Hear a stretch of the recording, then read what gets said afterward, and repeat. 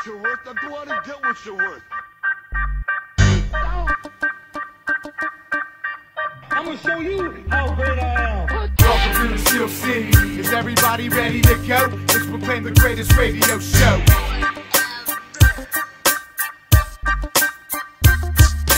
Jim Cella and Johnny Parlay with the facts. So relax, grab a drink, then let's get back. Welcome to tonight's episode of The Spread. I am your host, Jim Cella. I am sitting here with our producer, JDash. How are you doing tonight? I'm doing all right, man. Looking forward to the Tampa game. Me too. It was a pretty impressive victory last week against Carolina. We kind of already touched base on that, but the Steelers winning 37-19 was a huge surprise to me. Yeah, it was a huge surprise to me, too. I mean, Carolina looks like they were one of the best teams in the league coming into the week. I know Cam Newton was hurt, but the Steelers just took care of business. Yeah, they dominated. The first half was kind of shady. The second half was definitely a lot better for Steeler fans. I don't think any of the halves were good for Panther fans. Yeah, but now Tampa's coming in. They played Thursday. They got blown out. They had extra time to prepare, so they're going to want to show they're not an embarrassment to this league. Do you think they have a chance? Absolutely not. Very rarely do I say a game is a lock in the NFL, but I think this is as close as you get to a lock, maybe not by the spread perspective, but definitely just for a win for Pittsburgh. Well, offensively, they're coming into the league as one of the worst teams in football. They're 32nd in passing and 20th in rushing. And, yes, Doug Martin is coming back, but I don't even know if that's a good thing or bad thing because I think I like Bobby Rainey better. Yeah, Rainey had 144 yards in week 2, but he had 2 fumbles. And then last week he only had 41 yards, but he only had 11 carries. They were down by so many points so early. I'm they not kind even of looking at abandoned the these. run. I'm not even looking at these 2 games right here. I'm looking at last season. Bobby Rainey was the better running back last year. I know Doug Martin came into his rookie year and blew up the scene. You had him in fantasy. You loved him. But Doug Martin was just a one-time thing. Well, let's get this straight. I didn't love him. The Muscle Hamster was not a favorite pick of mine. You actually told me to pick him. Well, of course I told you to pick him, and it worked out, didn't it? Well, I didn't win. I made the playoffs and lost. I was the #1 seed going in the playoffs, and I lost in the first game. Well, so how did that work out? Pretty that's shitty. not my problem. That's your problem. That was your problem. You're the worst fantasy player ever. I tell you who you don't want in fantasy, a Tampa Bay Buccaneer. Yeah. The Bucs have allowed their defense a 92.4 QBR this year, and the league average is 61.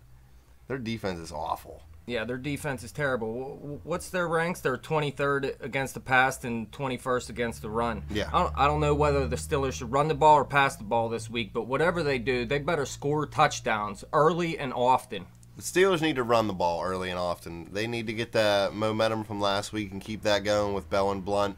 I know you're not going to get 100 yards out of both of them like they did last week, but you can get 100 yards total from scrimmage with Bell and 50 yards out of Blunt. I think that's a good game. Yeah, but this Tampa's pass defense is terrible. They have 1 interception on the season, and they let up 15 first downs per game through the air, by far the worst in the league. Their best defensive player is probably Gerald McCoy. He's dealing with a broken hand. He's expected to play, but I just don't see much from this defense at all. Their best offensive player is dealing with a hairline fracture in his wrist, and Vincent Jackson. I'd have to disagree that he's their best offensive player. Well, when he's healthy, he's got to be their best offensive player, but he only has 10 catches for 102 yards and 1 TD, and that could be why they're struggling so much this year. I know he's tall, but I'm not... Vincent Jackson hasn't done anything besides when he was with Phillip Rivers, and he really didn't even do much then. He had, 1 good season? I like Mike Evans better. He's leading the team in receptions right now and receiving yards. What's he got, 4 for 55? Because they haven't thrown the ball very well. I'm not quite sure what the stats are. They're garbage, that's what they are. He does have 13 receptions. Yeah, this is more about the Steelers than Tampa. I just want to see a well-put-together... the Steelers are second in the AFC with 419.3 yards per game. Le'Veon Bell ran for a career best 147 yards last week. Excuse me.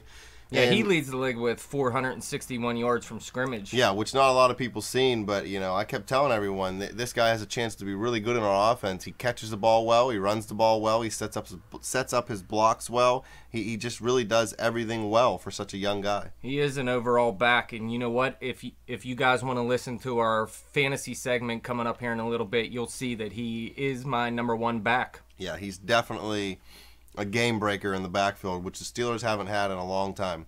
Even with Bettis, he played great and was consistent, but he wasn't necessarily a game breaker. But Big Ben, I want to see more out of him.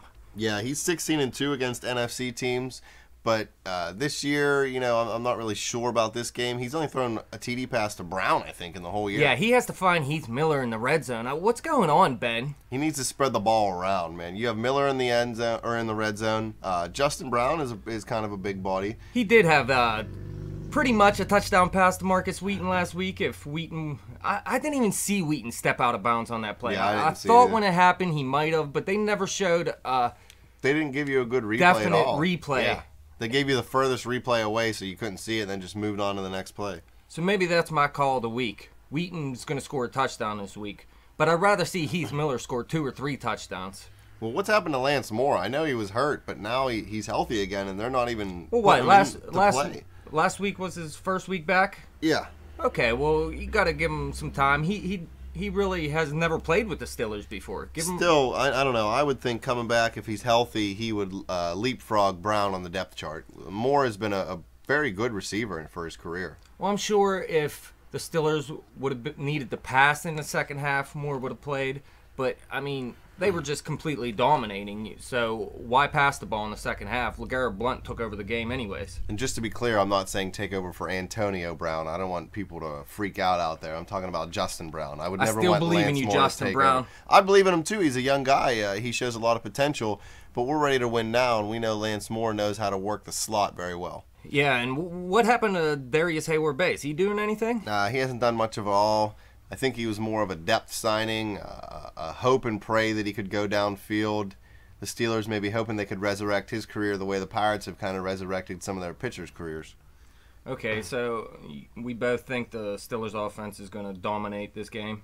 I do. I don't see Tampa Bay being able to stop them at all, honestly. The Steelers move the ball very well against a good Panther defense in the second half, so if they can keep that momentum going, there's nothing Tampa Bay is going to be able to do. All right, well, then what do you think about all these injuries to the Steelers' defense? Is that going to affect anything?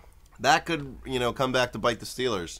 Shazier's out. Jarvis Jones is out. Ike Taylor's out. We know that Moats and Spence will play for Jones and Shazier, but who's going to play for Taylor? You got Cortez Allen as the number 2 guy. He's going to get bumped up to number 1, and now you have Willie Gay moving out of the nickelback to number 2. Who's going to play nickelback? We have no depth at defensive back, which is why I kind of was worried when they took Dre Archer in the 3rd round. I think they maybe should have went defensive back. Yeah, but the defensive back they wanted was gone. I mean, a couple of them they were looking at were gone already by the time the 1st round was gone. I mean, the draft wasn't deep at defensive back this season. Yeah, I mean, I get that, and I know that you can't really predict injuries, and that was kind of a freak injury, what happened to Ike Taylor. If you guys want to hear some more about that, you could check out my interview with Brandon here earlier today. We went over the different injuries between Taylor, Shazier, and Jones. But, maybe Shamarko Thomas can move into that nickel spot, the nickel back. He definitely needs more playing time. He plays well, but he's behind Mitchell and Polamalu, so he isn't really getting any time on the field. He needs to leapfrog Mitchell and start at safety. Yeah, Mike Mitchell is not playing as well as I hoped this year. I wouldn't be upset if I seen Shamarko playing. I guess I wasn't complaining about his playing last week, though. I didn't forced hear a fumble. Yeah, there you go. Shamarko. Oh, no, I'm talking about Mitchell. Oh, yeah, I mean, I guess if you don't hear anything bad about him, he had a good game. That spot at free safety for the Steelers defense, you're not really there to make too many big plays. You're there to cover the field deep so that Troy can make the big plays. So if we don't give up any deep passes, then Mitchell definitely did what he was supposed to. But I was hoping he might be a little bit more of an impact player as far as turnovers go. Do you trust Moats and Spence at linebacker? Yeah, Moats, he played well. Spence played well.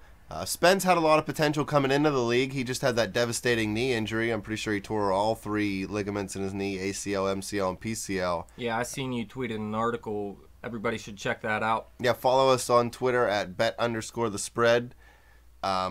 Moats, he's kind of been a journeyman and a backup guy, but he can play all the different positions at linebacker, so he was definitely a quality sign by the Steelers in the offseason. He looked really good last week. Yeah, he definitely played really well. He he honestly might be playing better than what Jarvis Jones is playing, really, from what he showed me. Actually, in his I short career. expected Jarvis Jones to. That could have been Jarvis Jones' breakout game right there, and it all went down the drains with the injury. Yeah, sadly, sometimes that happens, and they did only put him on the IR designated to return list, so we definitely will see Jones again this year. But it not being 100% healthy, who knows how effective he's going to be, because you use your wrist a lot at linebacker. You got to push the lineman off, right off the ball. You got a hand fight. Sometimes they lock you up, and we all know how much they hold Steeler linebackers watching James Harrison over the years, so you got to be able to fight through all those holds too. Speaking of James Harrison, how much playing time you think he's going to get this week? I don't see him doing much. No, Debo, I think he's more of a depth signing. He knows the defense, so they don't have to worry about that aspect. I guarantee you this, if he plays, he will be held. And if he plays, he will probably get a 15-yard penalty for a personal foul, because you're not allowed to hit a defender anywhere but directly in the chest now.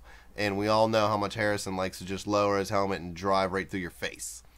I'm going to make a prediction. I'm going to say he is going to get playing time, because the Steelers are going to be up so big by the half that they might as well just put him in and see what he can do. You know what I would kind of like, and I really shouldn't say this because it's not nice to wish injury on anybody, but I hope that Harrison gets it together by the time we play the Browns again, and he welcomes Johnny Football to the NFL with a nice little helmet-to-helmet, show him how it is to run the ball over the middle against the Steelers. Well, give Johnny Manziel a concussion. Yeah, well, I'm not gonna say give him a concussion. I'm just gonna say hit him very well. Let him know that it's not all fun and games in the NFL. In possibly the area above the shoulders. This is James Harrison we're talking about. Where else is he going to hit him? Well, he hits women in the face and he hits men in the face, so I guess he's pretty consistent. He's no Adrian Peterson, though. No, at least he doesn't beat his kids. But the way I see it, Steelers win big this week. Yeah, they're going to cover the -7 spread. I hope so. They won 38-13 the last time these two teams played in 2010. The Steelers are 8-1 all time versus Tampa Bay. Tampa Bay historically has been a bad team, so those numbers don't surprise me. And it wouldn't surprise me to see the Steelers win, 38-13 again, or 34-7. At home the defense is a lot better than on the road, so Tampa is going to struggle to score points. Yeah, I expect the Steelers' defense to actually look good this week. Tampa's offense is in disarray, and let's not forget the fact they're not even going to have their offensive coordinator this week. Yeah, Jeff Tedford? Is his name Jeff? Jeff Tedford. Tedford, okay. Yeah, he's taking an indefinite leave. I hate to tell Buccaneers fans, but I'm pretty sure he's taken an indefinite leave since he got the job because their offense hasn't done anything.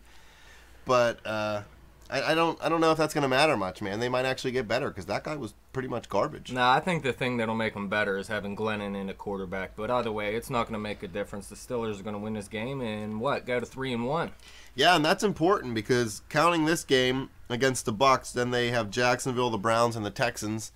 I know the Browns played them tough in the first game, and the Texans have played a little bit better than what teams expected. Yeah. But, if we can win all those games, we're really sitting pretty in the race for the division. I did have them winning all those games at the beginning of the year, including this game this week, but I'm starting to look at Houston and think maybe after, 4 straight wins, that they might have a letdown that week.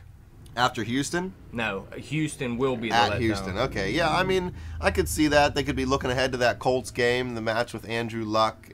He's a great quarterback, so, he's always going to be in the mind of the defense, even in a week or two leading up to that game.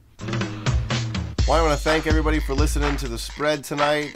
Thank you, Dash, for coming in and hanging out. You can follow us at bet_the_spread. You can check us out on Facebook and on YouTube. Dash, you're doing a good job getting that new website together, right? I'm trying my best. We better try a little bit harder than that, man. The fans want this website up. They want me to start writing articles. They don't want to just listen. They want to read, too. I'll tell you what. You send me in an article, and I'll have that right up for you. All right, you heard it, guys. I'm going to start writing some articles, and he better start posting them, because I don't know what he's doing all day long. Well, again, thanks, everybody, for listening tonight. Dash, thanks for coming in, man. You got any last words? Go Steelers. Go Steelers. Those are the best last words you could have. Good night.